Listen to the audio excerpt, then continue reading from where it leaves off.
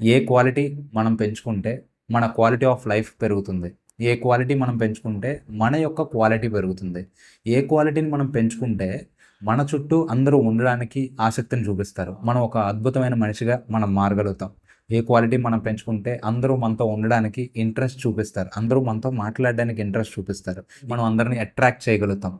అలాంటి ఒక క్వాలిటీ గురించి మనం ఈరోజు ఈ వీడియోలో మనం మాట్లాడుకోబోతున్నాం. ఆ క్వాలిటీ అనేది పెంచుకోవడం ప్రతి మనిషి యొక్క ప్రాథమిక ధర్మం.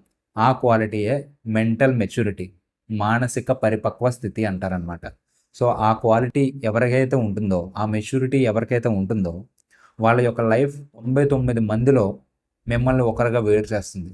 ఆ ఒక్క క్వాలిటీయే మీరు జీవితాంతం కూడా మీరు మానసికంగా చాలా ధైర్యంగా, స్థిరంగా ఉండేలా చేస్తుంది. సో ఆ మెచ్యూరిటీ అనేది మనం ఎలా తెచ్చుకోవాలి? మెచ్యూరిటీ అంటే ఏంటి? ఆ క్వాలిటీని మనం ఎలా పెంచుకోవాలి? మెచ్యూరిటీ అనేది లేని పర్సన్స్ ఎలా ఉంటారు? ఆ మెచ్యూరిటీ అనేది ఉన్న పర్సన్స్ ఎలా ఉంటారు? వాళ్ళ యొక్క ప్రవర్తన ఎలా ఉంటుంది? అనే పాయింట్స్ కోసం ఈరోజు వీడియోలో మనం డిస్కస్ చేసుకుందాం. Hello guys, my name is RD Prasad. I'm a life coach. First of all thanks for clicking on this video. ఈ మెచ్యూరిటీ అనే దాని గురించి మనం మాట్లాడుకుంటే, మనం ఒక పండుని చూస్తే ఆ పండు పండింది అని మనం చెప్పడం కోసం దానికి కొన్ని ఫ్యూచర్స్ అండ్ స్పెసిఫికేషన్స్ ఉంటాయి. అంటే రంగు, రుచి, వాసన ఇవేవైతే ఉంటాయో వాటి వలన మనం ఇది పండింది అని మనం చెప్పగలుగుతాం. అట్ ద సేమ్ టైం ఆ పండుని అందరూ కూడా ఇష్టపడతారు. అలానే ఒక మనిషికి కూడా మెంటల్ మెచ్యూరిటీ వస్తేనే తన పూర్తి పరిపక్వ స్థితి చెందినట్టు, పూర్తి మనిషిగా మారినట్టు అని అర్థం అనమాట. అలాంటి ఒక పరిపక్వ స్థితి మనిషికి వచ్చింది అని చెప్పాలని అంటే తనలో ఎటువంటి క్వాలిటీస్, సిమ్టమ్స్, సైన్స్ మనకు కనిపిస్తాయి అనే దాని గురించి వీడియోలో మనం చెప్పుకుందాం. ముందుగా ఈ మెచ్యూరిటీ లేని వాళ్ళు ఎలా ఉంటారో అనే దాని గురించి మనం మాట్లాడుకుంటే, వీళ్ళలో most of the times negative emotions ఉంటాయన్నమాట. అంటే ప్రతి ఒక్కటి కూడా నెగిటివ్గా మాట్లాడడం, నెగిటివ్గా చూడడం, నెగిటివ్గా ఆలోచించడం, నెగిటివ్ ఫీలింగ్స్లోనే ఉండిపోవడం. వీళ్ళు నెగిటివ్గా ఉండడమే కాకుండా పక్క వాళ్ళు కూడా ఆ నెగిటివిటీ అనేది స్ప్రెడ్ చేస్తూ ఉంటారు అనమాట. వీళ్ళు బాధపడిందే కాకుండా వీళ్ళ అజ్ఞానంతో పక్క వాళ్ళని కూడా బాధ పెడతా ఉంటారు అనమాట. వీళ్ళు ఏడిచిందే కాకుండా పక్క వాళ్ళు కూడా ఏడిపిస్తారు. వీళ్ళు భయపడింది కాకుండా పక్క వాళ్ళని కూడా భయపడతారు. సో ఈ మెచ్యూరిటీ అనేది లేకపోవడం వల్ల వీళ్ళు మనశ్శాంతిగా ఉండరు. వీళ్ళు పక్కనున్న వాళ్ళు కూడా మనశ్శాంతిగా ఉండలేరు అనమాట. ఏ క్లారిటీ, క్వాలిటీ లేకుండా చాలా గజిబిజి గందరగోళంగా వీళ్ళ యొక్క లైఫ్ అనేది ఉంటుందన్నమాట. బట్ ఈ మెచ్యూరిటీ ఉన్న పర్సన్స్ ఎలా ఉంటారు అని అంటే, ఒక పండు ఎలా అయితే చాలా తీయగా ఉంటుందో వీళ్ళ యొక్క మాటలు కూడా చాలా తీయగా, చాలా వినసొంపుగా ఉంటాయన్నమాట. అండ్ వీళ్ళ యొక్క ప్రవర్తన, వీళ్ళ యొక్క ఆలోచన తీరు, దేనికైనా వీళ్ళు రెస్పాండ్ అయ్యే విధానం ప్రతి ఒక్కటి కూడా చాలా పాజిటివ్గా, చాలా సరళంగా ఉంటుందన్నమాట. అంటే కమ్యూనికేషన్ స్కిల్ అనేది కూడా చాలా హై లెవెల్లో ఉంటుందన్నమాట. వీళ్ళు మాట్లాడేటప్పుడు ప్రతి ఒక్కరు కూడా వాళ్ళు మాట్లాడేది వినాలి అని అనుకుంటారు. అండ్ వీళ్ళు చెప్పే ప్రతి ఒక్క మాటకి కూడా ప్రతి ఒక్క పర్సన్ అగ్రీ అయ్యే విధంగా ఉంటారు అనమాట. వీళ్ళ మాటలు ఆర్గ్యూని పెంచే విధంగా ఉండవు, సొల్యూషన్ని ఇచ్చే విధంగా ఉంటాయి. అండ్ వీళ్ళు ఎదుటి వాళ్ళు మాట్లాడేటప్పుడు కూడా స్పష్టంగా వింటారు. స్పష్టంగా విని దానికి తగినట్టుగా స్పందిస్తారు. ఎలా పడితే అలా ఆవేశంతో వాళ్ళ ఎమోషనల్ బ్యాలెన్స్ని తప్పిపోయి వాళ్ళు ప్రవర్తించడం అనేది ఉండదన్నమాట. వాళ్ళ యొక్క ప్రవర్తన తీరు అనేది వాళ్ళ యొక్క కంట్రోల్లో ఉంటుంది. వాళ్ళ యొక్క ఎమోషనల్ బ్యాలెన్స్ అనేది వాళ్ళ యొక్క కంట్రోల్లో పెట్టుకుంటారు అనమాట. అంటే ఈ ఎమోషనల్ బ్యాలెన్స్ని, ఈ కమ్యూనికేషన్ని మనం ఎప్పుడైతే కంట్రోల్లో పెట్టుకున్నామో ఆబ్వియస్లీ మన యొక్క లైఫ్లో ఏ ఒక్క ప్రాబ్లం రావడానికి మనకు ఛాన్స్ ఉండదన్నమాట. ఎలాంటి పరిస్థితుల్లోనైనా, ఎప్పుడైనా సరే మనం ఎలా రెస్పాండ్ అవుతున్నాం అనే విధానం మన యొక్క మెచ్యూరిటీని డిసైడ్ చేస్తుందన్నమాట. డెసిషన్స్ తీసుకునేటప్పుడు కూడా గజిబిజి గందరగోళంగా కన్ఫ్యూజ్ అయ్యి ఏ డెసిషన్ తీసుకోరు. చాలా క్లారిటీగా మంచి డెసిషన్ అనేది తీసుకుంటారు. అంటే ఇప్పుడు ప్రజెంట్ వచ్చే ప్రాఫిట్ గురించి కాకుండా ఫ్యూచర్లో వచ్చే కాజ్ అండ్ ఎఫెక్ట్స్ ఏవైతే ఉంటాయో ప్రతి ఒక్కదాన్ని దృష్టిలో పెట్టుకొని వీళ్ళు నిర్ణయాలు తీసుకునేటప్పుడు కూడా చాలా సరైన నిర్ణయాలు అనేది తీసుకుంటారు అనమాట. అండ్ ఏదైనా ఒక ప్రాబ్లం వచ్చిందంటే ఆ ప్రాబ్లమ్ని కూడా చాలా ఈజీగా సాల్వ్ చేయగలిగే ప్రాబ్లమ్ సాల్వింగ్ ఎబిలిటీ కూడా వీళ్ళకి ఉంటుందన్నమాట. అంటే ప్రాబ్లం వచ్చినప్పుడు ప్రాబ్లం గురించే కాకుండా దాని యొక్క సొల్యూషన్ గురించి చాలా కూల్గా ఆలోచించి నిర్ణయాలు తీసుకోగలుగుతారు. దాని యొక్క సొల్యూషన్ అనేది వీళ్ళు తీసుకురాగలుగుతారు అనమాట. అండ్ ఎవరైనా సరే వీళ్ళని క్రిటిసైజ్ చేసినా కూడా వీళ్ళు ఆ క్రిటిసిజంలోంచి కూడా వీళ్ళకి ఏదైతే పాయింట్ ఉపయోగపడుతుందో ఆ పాయింట్ మాత్రమే తీసుకొని వాళ్ళు క్రిటిసైజ్ చేసిన రిమైనింగ్ వేస్ట్ ఏదైతే ఉందో ఆ వేస్ట్ అంతా కూడా పక్కకు పెట్టేస్తారనమాట. అంటే దేన్ని కూడా ఏ నెగిటివ్ ఎమోషన్ కూడా వీళ్ళ దగ్గరికి రానివ్వరు. ఏ నెగిటివ్ని కూడా వీళ్ళు మైండ్లో పెట్టుకోరు. ఏదైతే వీళ్ళకి మంచి చేస్తుందో దాన్ని మాత్రమే తీసుకొని వీళ్ళ యొక్క సెల్ఫ్ని ఇంప్రూవ్ చేసుకుంటూ ఉంటారు అనమాట డే బై డే. అండ్ ఇంకొకటి, ఈ మెచ్యూరిటీ అనేది ఎలా వస్తుందనంటే చాలామందికి ఉండే అతిపెద్ద అపోహ ఏంటంటే మనిషి యొక్క వయసు పెరిగే కొద్దీ తనకు మెచ్యూరిటీ అనేది వస్తుంది అని చెప్పేసి అందరూ అనుకుంటారు అనమాట. బట్ అది చాలా పెద్ద మిత్ అండి, చాలా పెద్ద అపోహ.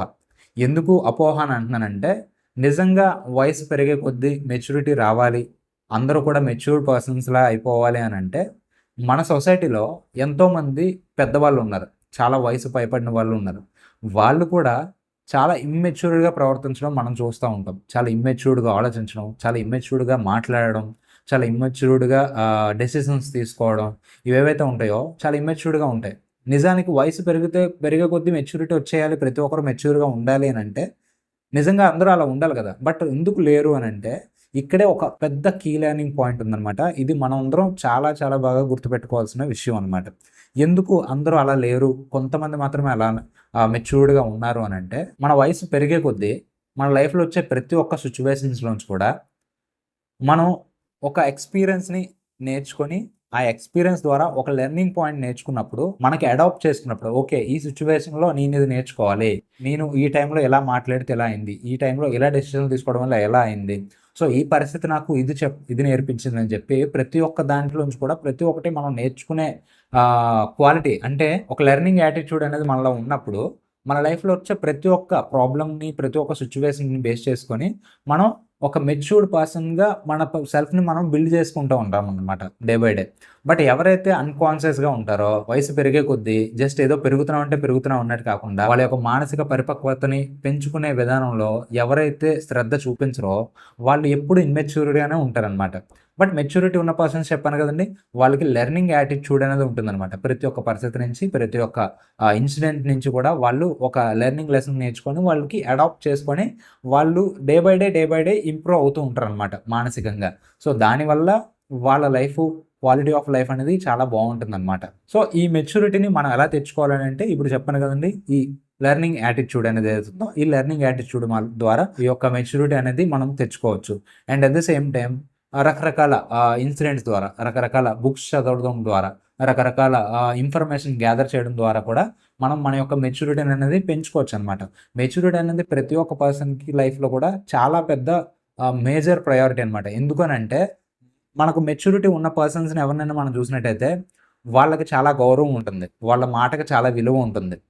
వాళ్ళేదైనా ఒక పని చేస్తే అది చాలా అర్థవంతమైంది అని చెప్పి ప్రతి ఒక్కరు నమ్ముతారనమాట. అంటే మన యొక్క గౌరవ మర్యాదలను కూడా పెంచేది ఈ మెచ్యూరిటీ. సో, అలాంటి ఒక మెచ్యూరిటీని పెంచుకోవడం అనేది ప్రతి ఒక్క మనిషి యొక్క బాధ్యత అనమాట. ఆ మెచ్యూరిటీ అనేది పెరగడం వల్ల మన వల్ల మనకి, మన చుట్టుపక్కల ఉన్న వాళ్ళకి, మన యొక్క సొసైటీకి కూడా చాలా పెద్ద బెనిఫిట్ అనేది ఉంటుందనమాట.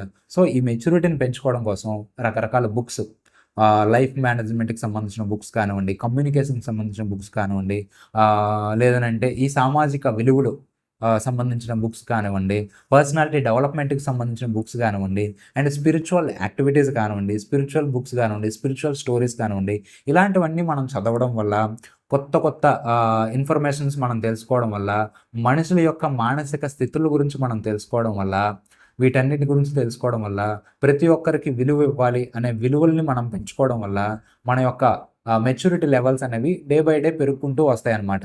ఈ పెరుగుకుంటూ రావడం వల్ల మన యొక్క లైఫ్ అనేది చాలా క్వాలిటీగా ఉంటుంది. మనకి రెస్పెక్ట్ అనేది ఉంటుంది. అండ్ మన చుట్టుపక్కల ఉండే చాలామంది కూడా మనల్ని మెచ్చుకుంటారు. And at the same time మనతో మాట్లాడాలని, మనం మాట్లాడితే వినాలని, మన యొక్క నిర్ణయం సరైందని, ఇలా మన గురించి చాలామంది చాలా మంచిగా ఆలోచిస్తారనమాట. సో, అలాంటి ఒక క్వాలిటీని మీరు పెంచుకోండి. మీ యొక్క లైఫ్ యొక్క క్వాలిటీని పెంచుకోండి. మీ యొక్క క్వాలిటీని పెంచుకోండి. హ్యాపీగా బ్రతకండి. ఇలాంటి మరిన్ని వీడియోస్ కోసం మన ఛానల్ సబ్స్క్రైబ్ చేసుకోండి. వీడియో నచ్చితే లైక్ చేయండి. మీ యొక్క ఒపీనియన్‌ని కిందన కామెంట్ చేయండి. నేను మీ లైఫ్ కోచ్ ఆది ప్రసాద్, సైనింగ్ ఆఫ్. జై హింద్.